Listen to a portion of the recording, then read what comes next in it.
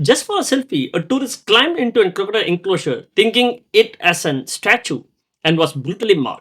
Let's deep dive. Welcome to the deep dive. Today we're looking at a really quite bizarre news report from the Philippines. Oh, yeah. What's this one about? It's about a tourist who apparently mistook a huge live crocodile for a statue.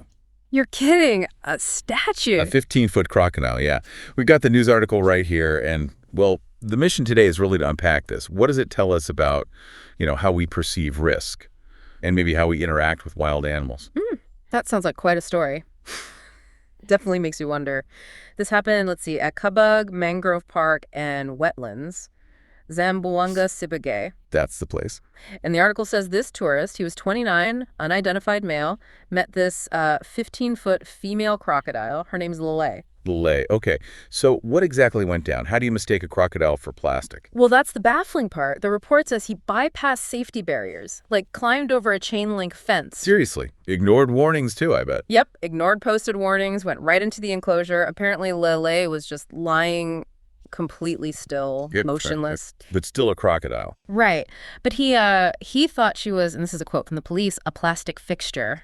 He was trying to get a selfie with it. A selfie, of course. Right. A 15-foot plastic fixture. That's some serious misjudgment. Yeah. What happened when he got close? Well, people nearby saw him, started yelling, trying to warn him off. Not too late, I'm guessing. Way too late. Lele reacted incredibly fast, bit his arm first, Ouch. then grabbed his thigh, and then, she started a death roll. Oh, wow. That's the spinning thing they do, right? Terrifying. Exactly. It's incredibly powerful, used to disable prey. How long did this whole nightmare last? The article states the attack itself lasted nearly 30 minutes. 30 minutes. That's unbelievable. How did he get away? It took Lele's caretaker stepping in. He actually had to hit the crocodile with a cement block to make her let go. A cement block. Good grief. What about the tourist's injuries? He must have been. Pretty bad. Severe injuries to his arm and thigh. Needed over 50 stitches. 50 stitches. But amazingly, no broken bones. Staff Sergeant Joel Sajolga, he confirmed the whole plastic fixture belief. Just couldn't believe it himself, probably. I bet. I imagine the park authorities weren't exactly thrilled with this guy. Not at all. They were pretty critical, called him reckless, pointed out the danger not just to himself, but, to the staff who had to intervene. Understandable. Lucky to be alive, really. That's exactly what they said. An eyewitness, someone named Kanet G, mentioned being shocked he'd even try it, but just relieved he survived. And now the zoo officials they're looking into pressing charges, potentially. Charges, huh? And reviewing security, I hope. Definitely reviewing security, yeah. So, okay. Beyond the sheer craziness of it, what are the actual takeaways here? It's more than just a sort of dumb tourist story, isn't it? Absolutely. I think, first off, it's a stark reminder about misinterpreting wildlife. Just because an animal is calm or still. I mean, it's tame. Yeah. Or fake. Precisely. And it really drives home the importance of those safety warnings, the barriers. They exist for very real reasons.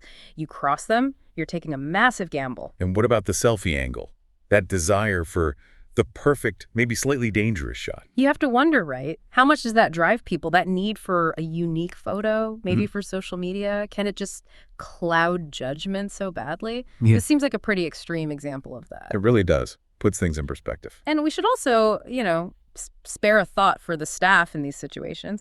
The caretaker risked his own safety to intervene. Good point. Huge risk. And it raises questions, definitely, about visitor supervision in these places and maybe how foolproof the enclosures need to be. Can you ever make something completely foolproof against someone determined to ignore the rules? That's a tough one. It's just such an unbelievable event overall.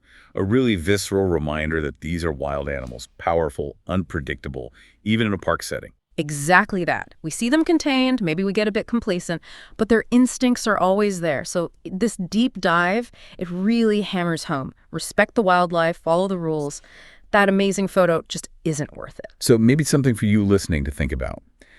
When have you maybe made an assumption about a situation, or maybe wanted a unique experience so much that you kind of overlooked the potential risks? What can this bizarre encounter teach us about our own perception, maybe our own blind spots? What when it safety comes to measures safety? should be Definitely taken? food for thought. Comment your thoughts on this story. Thanks.